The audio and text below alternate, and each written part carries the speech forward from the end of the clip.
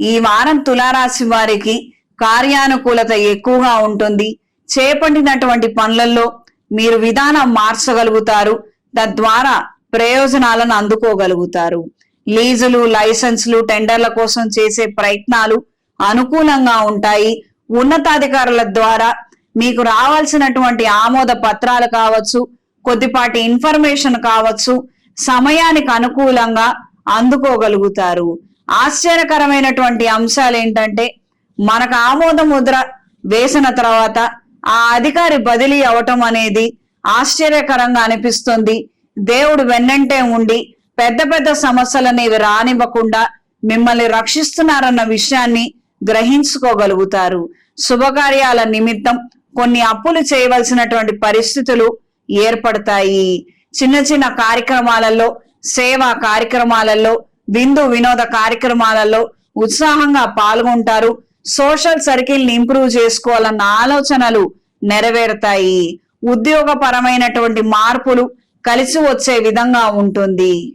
స్త్రీలకు ఈ వారం వ్యాపార రీత్యా, ఉద్యోగ రీత్యా అనుకూలమైన మార్పులు ఏర్పడతాయి. ప్రజా సంబంధ బాంధవ్యాలతో కూడుకున్నటువంటి వ్యాపారాలకి, ఉద్యోగాలు చేసేవారికి కార్యానుకూలత ఉంటుంది. కాలం కలిసి వస్తుంది. ప్రత్యేకించి మిమ్మల్ని ఎవరైనా ఇబ్బంది పెట్టి విసిగించినప్పటికీ మీకు మద్దతు తెలియజేసేవారు, అండదండలు తెలియజేసేవారు తారసపడతారు. సమయానికి మీకు అండగా నిలబడతారు. దూర ప్రయాణాలు అనుకూలంగా ఉంటాయి. వివాదాస్పదమైనటువంటి అంశాలకి ఖచ్చితంగా మీరు దూరంగా ఉండండి. మధ్యవర్తిత్వాలు, మధ్యవర్తి సంతకాలు, మధ్యవర్తిగా వ్యవహరించి కుటుంబాన్ని చక్కబెట్టడాలు ఇవేవి మీకు ప్రయోజనాలను అందివ్వవు. పైగా దారికి పోయేటువంటివన్నీ కూడా మీరు తలకు రాసుకున్నట్టు అవుతుంది. కాబట్టి వీటన్నిటికీ దూరంగా ఉండండి. ప్రశాంతమైన జీవితాన్ని అనుభవించండి.